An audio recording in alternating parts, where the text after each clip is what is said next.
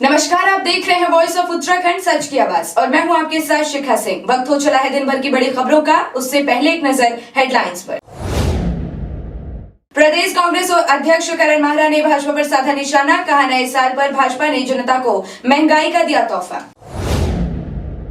जोशीमठ में भूदसा मामले को लेकर सीएम धामी से जोशीमठ बचाओ संघर्ष समिति ने की मुलाकात, जांच समितियां द्वारा दी गई रिपोर्ट पर कार्रवाई की मांग। नए साल पर हरिद्वार पुलिस की बड़ी उपलब्धि, लोगों को लौटाए 33 लाख के खोए फोन। और राजकीय बालिका इंटर कॉलेज पहुंचे सीएम धामी, विभिन्न विकास कार्यों का किया शिलान्यास और लोकार्पण। और अब खबरें विस्तार से। प्रदेश कांग्रेस अध्यक्ष करण माहरा ने उत्तराखंड राज्य में विद्युत दरें बढ़ाए जाने और गैस सिलेंडर के दाम बढ़ाए जाने पर कड़ी प्रतिक्रिया व्यक्त की है। इस दौरान उन्होंने कहा कि भाजपा सरकार ने महंगाई के बोझ तले दबी जनता को नए साल में फिर से महंगाई का तोहफा दिया है। राज्य सरकार से, रेलवे मंत्रालय, भारत सरकार से हम लोग एक निवेदन और आग्रह कर हमारी मांग रख रहे हैं हम अपनी कि 4500 मकान, 4500 परिवार हल्द्वानी में बेघर होने के कगार पर हैं, जो विषय आज माननीय हमारे भाई सुमित हृदय जी के नेतृत्व में पीड़ित लोग सुप्रीम कोर्ट गए हैं। तो वहाँ पर राज्य सरकार को जनता की पैरवी करनी चाहिए, न्यायोचित काम करना चाहिए। जो लोग 70, 80, 100 साल से ज़्यादा से वहाँ रह रहे हैं। चमोली जिले के जोशीमठ में भूधसाव पर स्थानीय जनता प्रशासन के निरंकुश रवैये से आक्रोशित है, जिसको लेकर जोशीमठ बचाओ संघर्ष समिति ने मुख्यमंत्री पुष्कर सिंह धामी से मुलाकात के बाद अपने आंदोलन को और तेज करने की बात कही है। समिति के संयोजक अतुल सती ने कहा कि जोशीमठ को बचाने के लिए पूर्व में भी कई जांच समितियां अपनी रिपोर्ट दे चुकी हैं, लेकिन अभी तक उस पर कोई कार्रवाई नहीं की गई है। अफसोस की बात यही है कि भरोसा देने की बात बहुत दूर, उन्होंने जोशीमठ से इतनी दूर से लोग जो आपदा प्रभावित हैं, आपदा पीड़ित हैं, और पीड़ित लोगों की पीड़ा लेकर के हम मुख्यमंत्री जी के दरबार में गए थे। उन्होंने लोगों को बैठने तक के लिए नहीं कहा, सुनना तो बहुत दूर की बात है। और उसके बाद भी हम लोगों ने उनसे गुजारिश की कि अगर आप चाहें तो आप फुर्सत में हो जाएं तो हम दोबारा आपसे मिल लें, लेकिन उसका भी हमको समय नहीं दिया गया। जोशीमठ की जनता पिछले साल भर से इस बात को लेकर के चिल्ला रही है। लोग वहाँ टूटे फूटे घरों में, दरार वाले घरों में लोगों ने अपने घर की छतों को बल्लियों से अटकाया हुआ है। घर की दीवारों की जो दरारें हैं उनको पुराने कपड़ों से पाटा हुआ है, और इस तरह से लोग उस ठंड में जो है जीवन बिता रहे हैं। रवैया है वो बिल्कुल नेगेटिव रवैया है, और सरकार तो उनका नुमाइंदा जवाब दे ही रहे हैं। इसलिए वहाँ बोल ही रही है कि जब मकान टूटेगा, कोई क्षति होगी, आदमी मरेगा, तब जाके हम मुआवजा देंगे। तो ये लोगों के मरने का या तो इंतजार कर रहे होंगे, मुझे लगता है सरकार ऐसा इंतजार कर रही है, पर हम ऐसा होने नहीं देंगे। हम सरकार को ऐसा नाक में दम करके रख दें हम सरकार के। और हम ये भी बता देना चाहते हैं, सरकार ने आज तक भी कभी कोई मदद जोशीमठ के लोगों की नहीं करी है। लोग बहुत पहले से एनटीपीसी के कारण लोग परेशान हैं वहाँ पर। नए साल पर हरिद्वार पुलिस ने 201 लोगों को उनके खोए मोबाइल फोन वापस किए हैं। अपने फोन को वापस पाकर लोगों में खुशी है। बरामद हुए इन मोबाइल फोन्स की कीमत तकरीबन 33 लाख रुपए बताई गई। मामले में एसएसपी हरिद्वार अजय सिंह ने बताया कि पुलिस के पास मोबाइल खोने की काफी शिकायतें आती थी, और जिन लोगों के फोन अभी बरामद नहीं हुए हैं उनको भी पुलिस ढूंढने का प्रयास करेगी। खासकर यहाँ पर जो मोबाइल खोने की सूचना काफ़ी आती है, मोबाइल खो जाता है, गिर जाता है या गलती से कहीं छूट जाता है। और चूंकि मोबाइल की वैल्यू भी ज़्यादा है, साथ ही साथ उसमें बहुत सारा लोगों का डेटा भी होता है जो उनके लिए बहुत महत्वपूर्ण होता है। क्योंकि बहुत सारी शिकायतें चुकी की लोग कराते हैं, ऑनलाइन भी दर्ज कराते हैं, थाने चौकी भी कराते हैं। इसीलिए यहाँ पर साइबर सेल और एसओजी जो मिलकर ऐसे लोग के जिनके फ़ोन खो गए हैं उसकी तलाश करती है अपने माध्यम से। और इसके बाद तलाश करने के बाद जब ये फ़ोन को आज सुपुर्द किया गया, जिसमें करीब 201 मोबाइल जो है जो हमारे जिनके खो गए थे किन्हीं परिस्थितियों में उनको वापस किया गया है। मुख्यमंत्री पुष्कर सिंह धामी देहरादून स्थित राजकीय बालिका इंटर कॉलेज कोलागढ़ पहुंचे, जहां पहुंचकर उन्होंने इंटर कॉलेज के नवनिर्मित भवन और नेताजी सुभाष चंद्र बोस आवासीय छात्रावास झाड़ीपानी का लोकार्पण और विकास कार्यों का शिलान्यास किया। इस दौरान प्रदेश के शिक्षा मंत्री धन सिंह रावत ने बताया कि प्रधानमंत्री नरेंद्र मोदी के विजन के अनुसार प्रदेश सरकार राज्य में विकास और शिक्षा का स्तर बढ़ाने के लिए निरंतर प्रयास कर रही है। देखिए, हमारे राज्य में अभी तक 11 स्थानों पे नेताजी सुभाष चंद्र बोस के नाम पे जो है वो छात्रावास बन गए हैं, और उसमें अनाथ बच्चों के पढ़ाई की जाएगी, बेसहाय बच्चों की पढ़ाई की जाएगी, जिनके माँ बाप नहीं उनके बच्चों को वहाँ पे पढ़ाई की जाएगी। और ऐसे लगभग 1300 बच्चों को हम अभी निःशुल्क पढ़ा रहे हैं। राज्य के अगर किसी हिस्से में भी और भी ज़रूरत पड़ेगी तो भारत सरकार और राज्य सरकार मिलकर इन छात्रावासों को और चलाएगी। और मैं कह सकता हूँ कि शिक्षा के लिए 2023 में हम स्मार्ट क्लास से लेके वर्चुअल क्लास से लेके टीचर्स की नियुक्तियाँ से लेके हर प्रकार हम इस साल 2023 को जो है शिक्षा के क्षेत्र में गुणवत्ता पे पूरा ध्यान देने वाले हैं। जैसा कार्यक्रम में भी आपने देखा, हमारे 11 ऐसे इस समय आवासीय विद्यालय संचालित हैं जहां पर हम निराश्रित और बेसहारा बच्चों को शिक्षा दे रहे हैं। उसी तरह के आज 2 आवासीय विद्यालयों का यहाँ शिलान्यास किया गया है और 2 का लोकार्पण किया गया है। तो एक तो इसमें जो भी ज़रूरतमंद हैं इस तरह के लोग, उनको हम लोग इसमें रख रहे हैं और शिक्षा दे रहे हैं और उनका भोजन, कपड़े और पठन सामग्री जो भी है सब फ्री दे रहे हैं।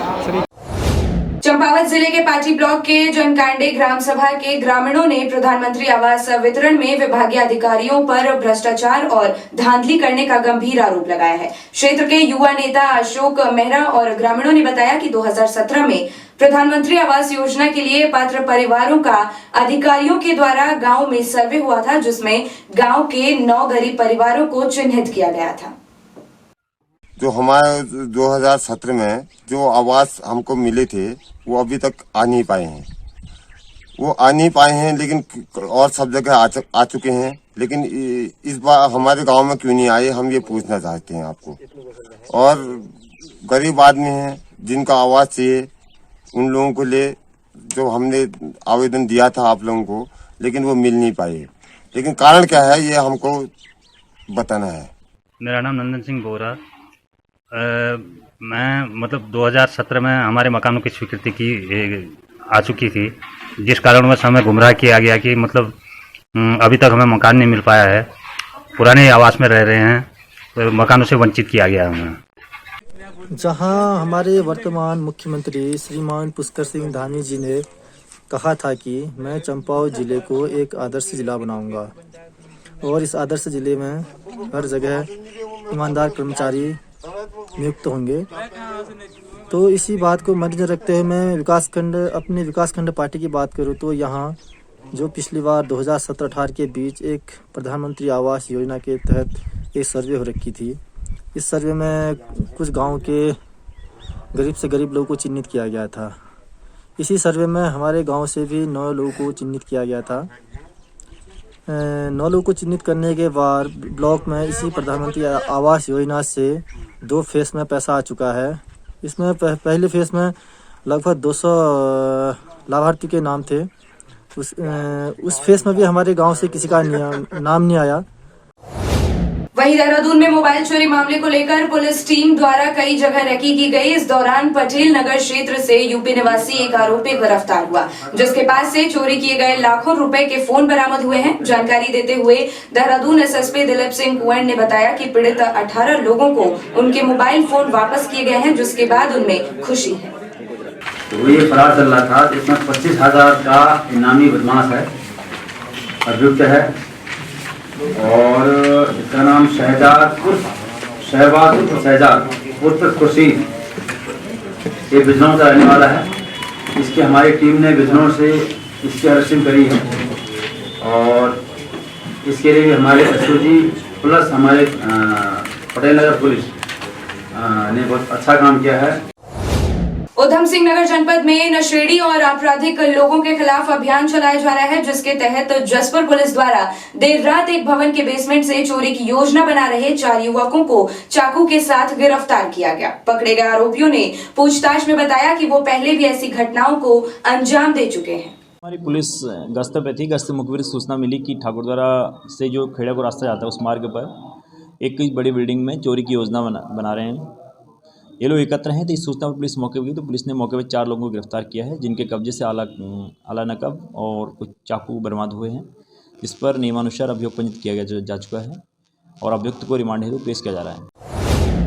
हल्द्वानी में आशियानों की लड़ाई की गूंज अब काशीपुर में भी गूंजने लगी है। इस बीच काशीपुर एसडीएम कार्यालय में ऑल इंडिया मुस्लिम फेडरेशन के पदाधिकारियों द्वारा एसडीएम के माध्यम से मुख्यमंत्री पुष्कर सिंह धामी को ज्ञापन दिया गया। साथ ही सीएम धामी से अध्यादेश के माध्यम से कानून बनाकर जल्द बेघर हुए लोगों के आशियाने की मांग की गई है। इस ज्ञापन के माध्यम से ऑल इंडिया मुस्लिम फेडरेशन ने अपील की है माननीय मुख्यमंत्री जी से कि जो लोग 50 वर्षों से हल्द्वानी में बसे हैं वो भी प्रदेश के सम्मानित नागरिक हैं और उन्होंने हल्द्वानी ही नहीं प्रदेश और पूरे कुमाऊं को सरसब्ज और शादाब करने में, इलाके की जुल्फों को संवारने में अपना खून पसीना बहाकर रौनक बख्शी है।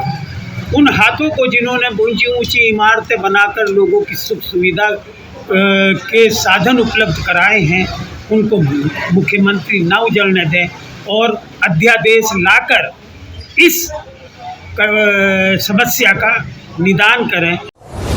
लक्सर में तहसील प्रशासन ने अवैध खनन पर कार्रवाई करते हुए 4 वाहन और 1 जेसीबी को पकड़कर सीज किया है। दरअसल गंगा नदी से सटे भोगपुर, महतोली, भीकमपुर, रंजीतपुर, रायघाटी, रायसी आदि क्षेत्र में रात के अंधेरे में खनन माफिया बड़े पैमाने पर खनन को अंजाम देते हैं, जिसके मद्देनजर तहसील प्रशासन ने ये कार्रवाई की।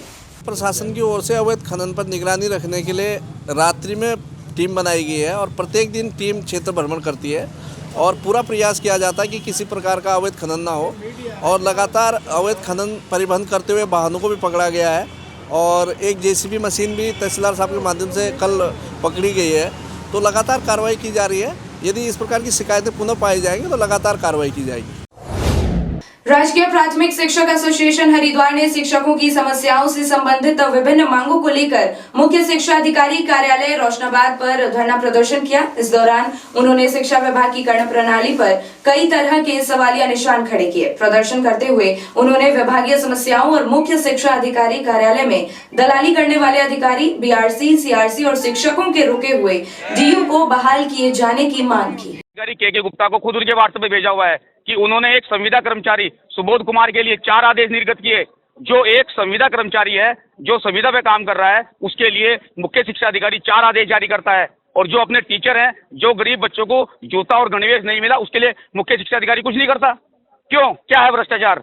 और जो जिसके पास बीएड की डिग्री फर्जी है, जो शिक्षा अधिकारी कह रहा है बीएड की डिग्री फर्जी है, उसको कैसे वेतन दे रहे हैं? उसको कैसे वेतन देने का आदेश और नियुक्ति देने का आदेश मुख्य शिक्षा अधिकारी जारी करते हैं। इसी संदर्भ में जो इनके महामंत्री हैं दर्शन सिंह पवार, इनको मेरी बिंदुवार समीक्षा की गई उनके सामने और उनको एक एक बिंदु से अवगत करा दिया गया है कि जिला स्तर पर कोई भी काम पेंडिंग नहीं है। यदि कोई भी अगर समस्या उनकी है तो या किसी भी व्यक्ति की समस्या है तो वो लिखित हमें दे दें कि किस व्यक्ति की है और किस पॉइंट पे उनकी समस्या है, तो वो हमें अवगत करा दें। इन्होंने जनरल लिखा हुआ है कि यहाँ भ्रष्टाचार हो रहा है, यहाँ पे जो है ये समस्या पेंडिंग है, तो हाँ स्पेशली बताएं कि वो ये इस ब्लॉक में ये समस्या है तो उसका समाधान किया जाएगा। कल हमने इसीलिए डिप्टी ओएस की बैठक बुलाई गई है, तो अगर हमें अवगत करा दें तो उसका समाधान भी तत्काल हो जाएगा।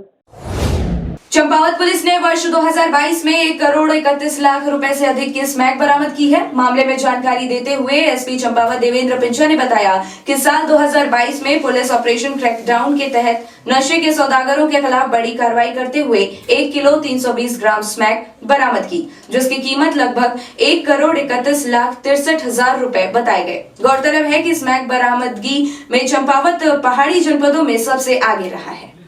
इसका जो मेन जो फोकस था वो अभी भी हमेशा रहता है नशे के ऊपर में, साइबर क्राइम के ऊपर में, महिला सुरक्षा और ट्रैफिक, ये सब चीज़ें जो हमारे डीजीपी महोदय की भी एक प्रायोरिटी में है। सीएम साहब भी इसी के ऊपर अधिक फोकस कर रहे हैं, तो उसी पे ही ध्यान देते हुए विगत वर्षों में जो चंपावत पुलिस है उसने जो नारकोटिक्स के ऊपर है वो काफ़ी अच्छा काम करते हुए जो स्मैक जो पकड़े हैं वो पिछले सालों का कई रिकॉर्ड तोड़ते हुए लगभग 1 किलो 300 ग्राम से अधिक के स्मैक पकड़े के साथ ही चरस पकड़ने में भी नंबर 1 पे ही कह सकते हैं। लगभग 40 केजी के अराउंड पिछले साल में चरस पकड़ी। इस तरह नशे के ऊपर काफी हमने काम किया है।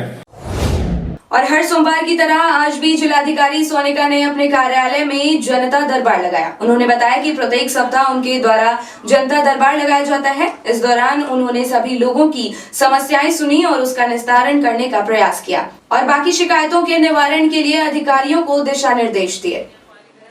76 के करीब कुछ शिकायतें आई हैं और वही जो हमेशा की तरह हमारे यहाँ पे मेनली लैंड से रिलेटेड हैं, कुछ पानी से रिलेटेड, कुछ बिजली से रिलेटेड, इसी तरह से कंप्लेंट्स हैं। और हम कोशिश करते हैं कि जितना जल्दी इनका निस्तारण हो सके, और जो इमीडिएट वाले होते हैं हम उसी टाइम पे इनका निस्तारण कर देते हैं। इस बुलेटिन में फिलहाल इतना ही। उत्तराखंड की तमाम अपडेट्स के लिए देखते रहिए वॉइस ऑफ उत्तराखंड। नमस्कार।